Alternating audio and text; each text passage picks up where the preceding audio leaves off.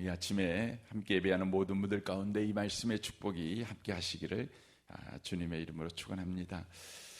지금 고린도 교회에 일어난 문제를 가지고 그 문제를 처리하는 방식이 바로 교회의 영광을 짓밟는 방식을 고린도 교회가 취하고 있다는 것입니다. 그것이 고린도 교회가 행한 부끄러운 짓이고, 더 나아가 바로 고린도 교회가 교만하게 바로 이 문제를 처리하고 있다고 하는 것입니다. 교만은 다만 잘난 척 하는 것이 이 교만이 아닙니다. 그리스도인들에게 교만이라는 것은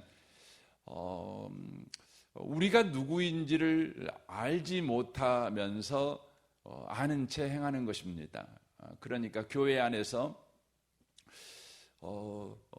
믿음이 뭔지, 소망이 뭔지, 사랑이 뭔지, 하나님이 뭔지, 예수가 누구신지, 그리스도인이 누구인지, 이러한 부분에 대하여 전혀 알지 못합니다. 예배가 뭔지, 기도가 뭔지, 봉사가 뭔지 모르면서 안채하는 것이죠. 그분이 안채하는 기준은 무엇이겠습니까? 자기의 생각이지요. 그리고 자기가 세상 밖에서 살아갈 때에 자기가 경험했던 경험들이죠. 그러니까 자기와 생각과 경험을 가지고 하나님이 누구시고 예수님이 누구시고 또 믿음이 뭐고 교회가 뭐고 또 봉사가 뭐고 믿음이 뭐고 이런 것들을 아는 채 한다고 하는 것입니다. 그리스도인들은 언제나 성경을 통해서 하나님의 계시의 말씀을 통해서 하나님이 누구이신지 예수님이 누구이신지 교회가 무엇이고 우리가 누구인지를 계속해서 알아가는 자가 되어야 합니다. 로마서 10장에 보면 유대인들은 하나님에 대한 바른 지식을 갖고 있지 못했습니다. 그럼에도 불구하고 그들은 열심히 있었습니다. 하나님에 대한 바른 지식이 없이 열심히 있음으로 인하여 그들이 무엇을 만들어냈냐면 자기들의 의를 만들어냈습니다. 그러므로 하나님의 의에서는 멀어지는 것입니다.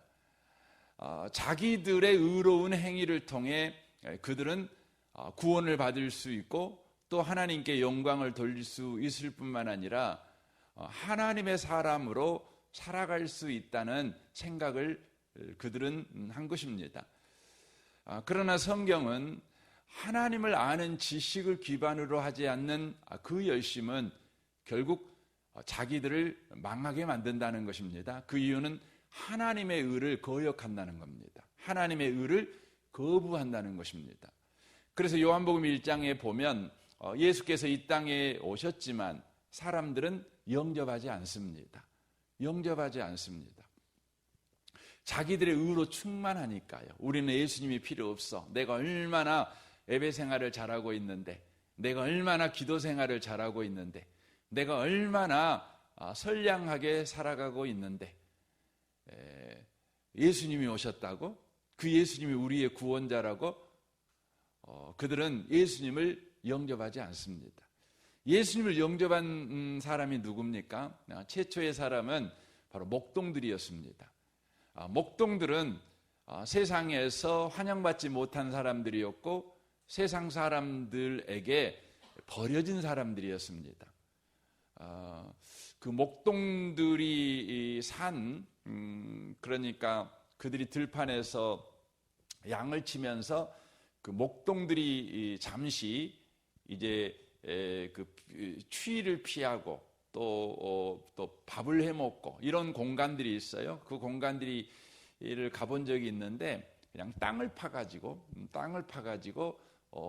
그곳에서 그렇게 생활을 하는 겁니다. 그러니까 남자들만 모여가지고 평생 여자라고는 못 보고 그런 곳에서 생활을 합니다. 그로 인하여서 역사적으로 보면 이런 목동들 사이에 동성애가 있었어요. 그러니까 자신들이 생각을 할 때에 정말 그 추잡하게 인생을 산 겁니다. 더럽게 사는 거지요. 늘 싸움판이고 그러니 자기들에게는 구원이 없다. 천국은 너무너무나 먼 이야기다. 이 생각을 가지고 그들이 사는 겁니다. 그런데요, 예수님이 오셨어요. 구원자가 오신 것이죠. 그들은 자신들의 행위에 의존하지 않았습니다. 예수님을 붙잡았습니다. 그래서 여러분, 최초로 영접하는 자 곧 그 이름을 믿는 자들에게는 하나님의 자녀가 되는 권세를 주셨으니 라는 말씀에 부합된 은혜를 받은 사람들이 누구냐면 목동들이었습니다. 사랑하는 성도 여러분, 고린도 교회가 교만해진 겁니다.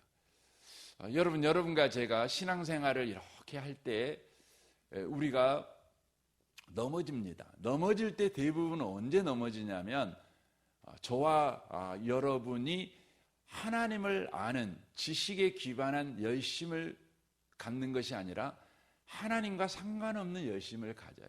내 생각과 내 경험을 기준으로 한 열심을 우리가 갖습니다. 그때 우리는요, 교만해집니다. 교회를 허물어뜨립니다. 신앙생활을 허물어뜨립니다. 결국 하나님을 믿는 신앙생활을 하는 것이 아니라 나 자신의 열심을 믿는 바로 신앙생활을 하게 된다고 하는 것입니다. 그래서 우리는 언제나 살펴봐야 합니다. 내가 지금 잘하고 있는가 못하고 있는가를 살펴보는 것이 중요한 것이 아니라 바로 성경을 늘 묵상해야 되는 겁니다.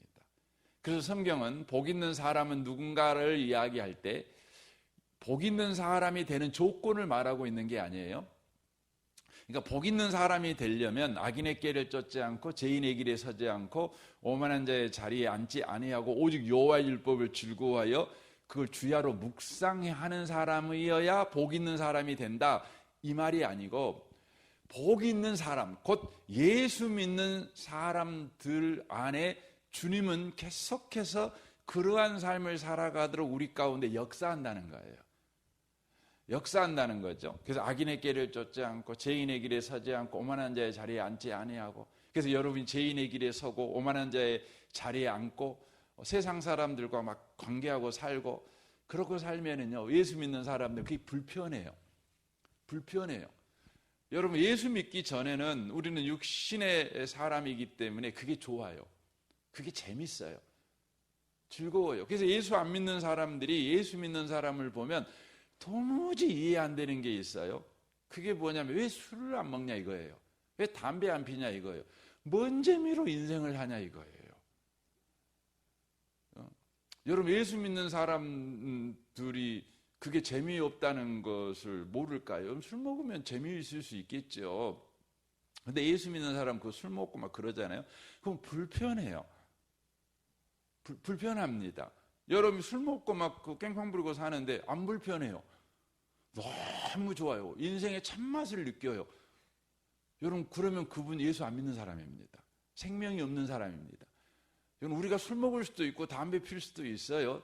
딴짓 할 수도 있어요. 그런데요, 불편해요. 이건 아닌데 생각이 들어요. 그리고요, 어떻게 됩니까? 말씀에 마음이 생겨요.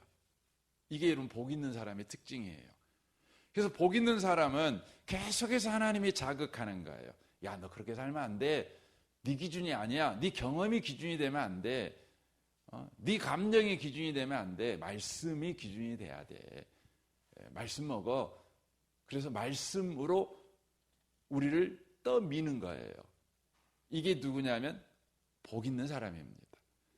저는 이 아침에 여러분을 축복합니다. 주님이 여러분을 그렇게 떠밀 때요, 순종하십시오. 순종하십시오.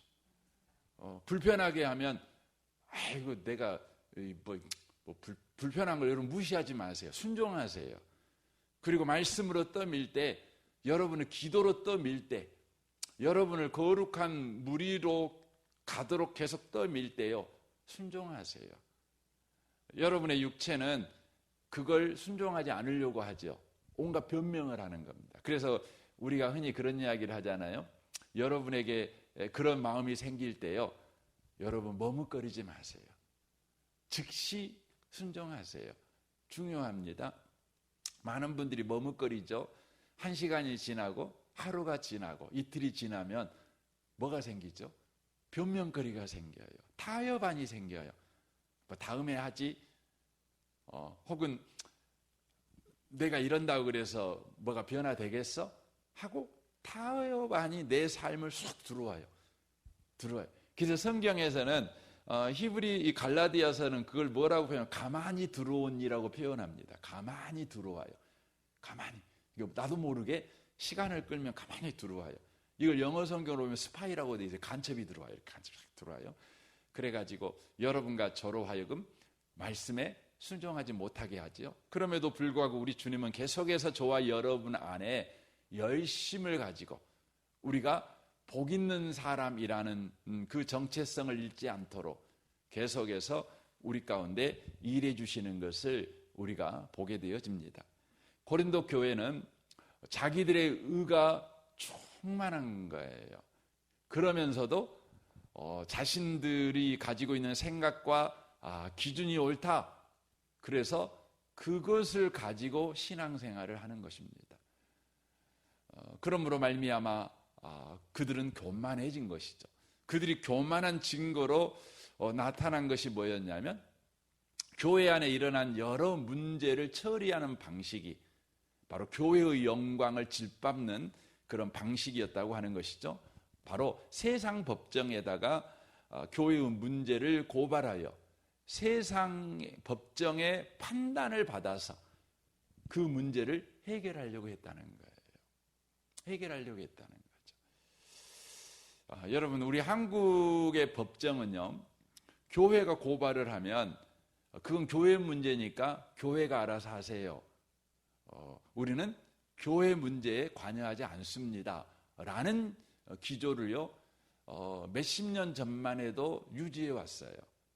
그래서 우리 한국 법정은 교회의 문제에 관여하지 않았어요. 왜냐하면 자신들이 관여할 영역이 아니에요. 교회는 성경이 있고 교회법이 있기 때문에 교회 문제는 교회 자신들이 해결하세요. 그랬어요. 그런데요, 너무나 많은 고발 고소를 해야 되는 거예요. 그리고는 기어이 세상이 판단해 줘야 합니다. 우리는 해결 능력이 없어요. 우리는 해결할 법이 없지요. 우리는 해결할 말씀이 없어요. 하고 스스로 교회의 영광을 짓밟아 버리면서 반드시 법정이 이 문제를 해결해 주세요. 이렇게 계속 고발하는 거죠. 그러니까 한국 법정이 지금 기조를 바꿔버렸어요. 그래서 교회가 고발하면은요, 이제는 바로 한국 법정이 이렇게 교회의 문제를 판단합니다. 이런 문제가 생긴 거예요. 얼마나 부끄러운 일인지 몰라요. 너무너무 부끄럽죠.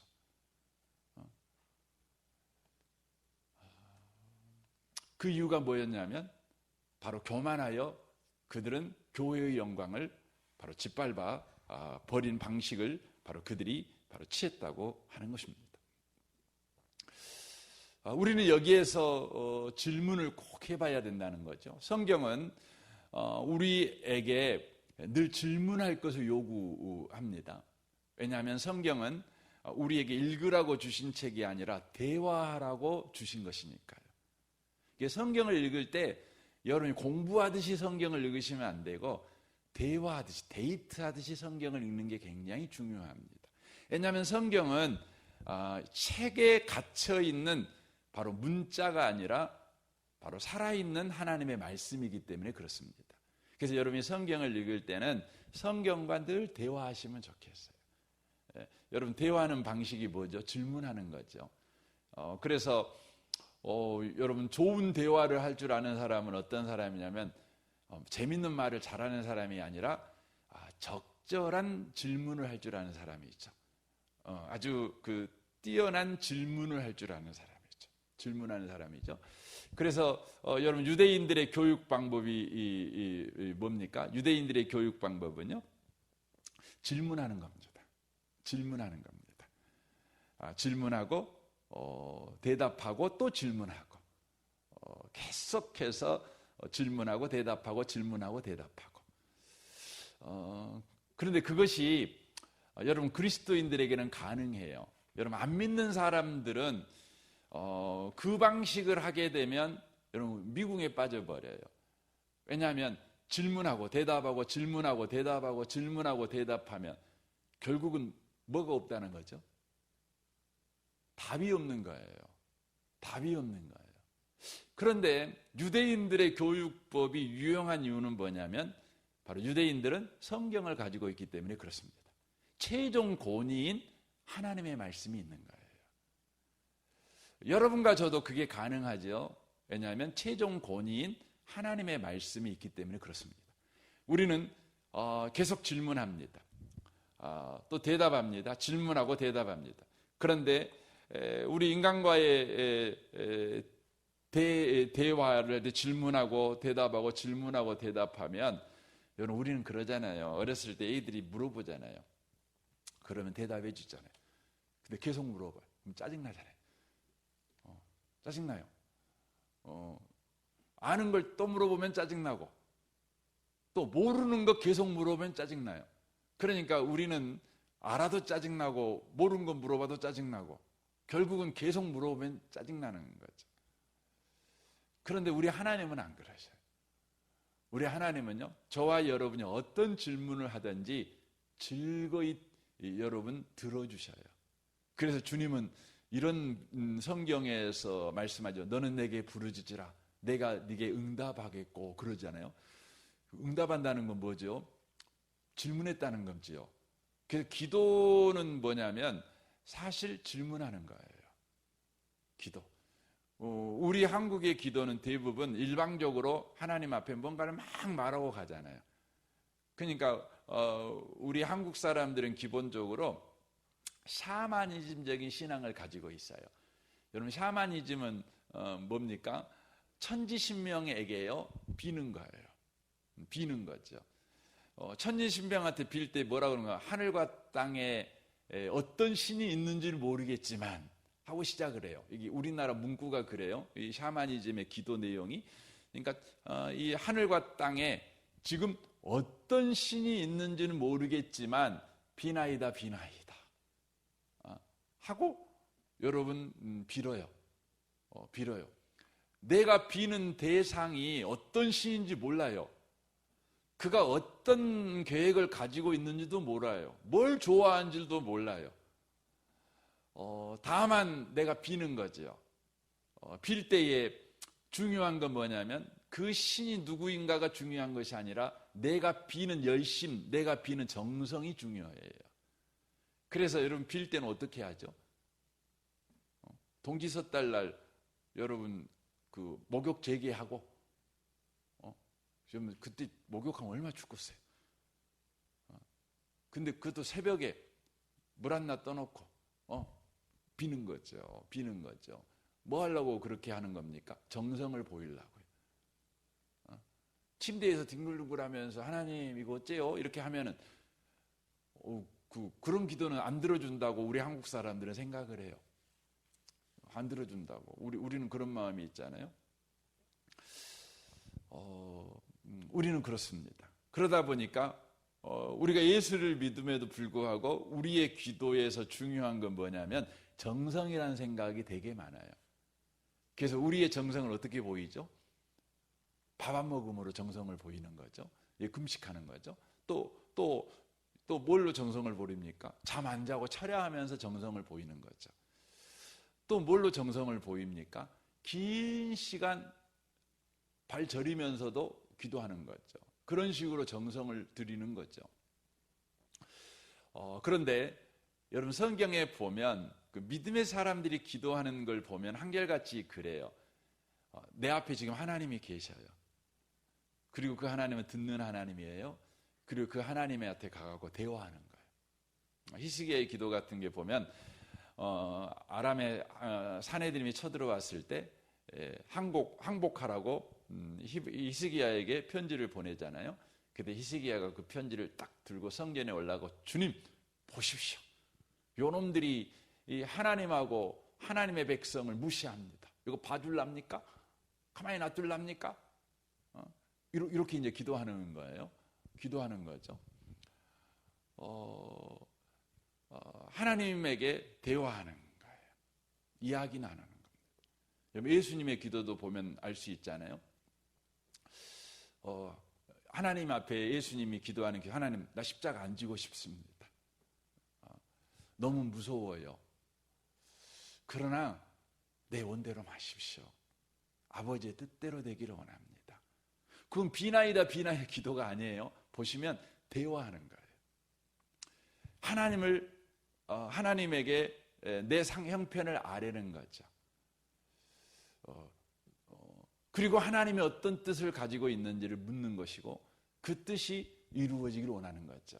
그러니까 내가 원하는 걸 받아내는 게 아니라 하나님이 원하는 것이 내 삶에 이루어지기를 원하는 거죠.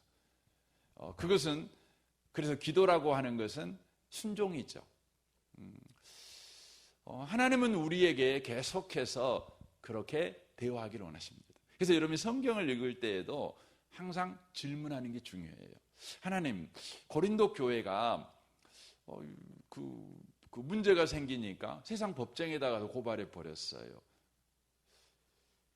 왜 그랬을까요, 하나님?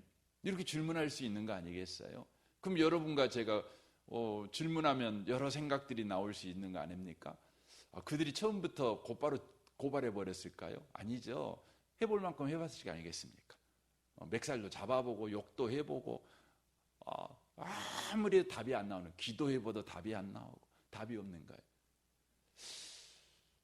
여러분 이스라엘 역사를 보면 이스라엘 사람들이 하나님을 믿습니다. 믿잖아요. 홍해바다 건너올 때 하나님 믿잖아요. 근데 얼마 가지 않아 갖고 그들이 우상 숭배합니다. 여러분 왜 우상 숭배할까요? 여러분 고린도 교회가 왜 재판에다가 막 세상 재판에 맡겼을까요? 똑같은 원리입니다. 그들이 우상 숭배를 하게 된 이유는 뭐냐면 하나님한테 아무리 기도해도요 하나님이 안 들어주는 거예요. 안 들어주는 거예요. 그러니까 뭐예요? 우상한테 간 거예요. 거기서 그들이 질문을 해야 돼요. 왜 안 들어줬을까? 왜 하나님이 안 들어줄까? 이 질문을 했어야 돼요. 근데 그들은 하나님 앞에 기도해도 하나님 안 들어줘요. 그러니까 뭐예요? 우상으로 간 거예요. 여러분 기독교 신자들 가운데 하나님 앞에 기도했어요. 고쳐달라고. 근데 하나님이 안 들어줘요. 그래서 어디로 가냐면 절로 갔어요.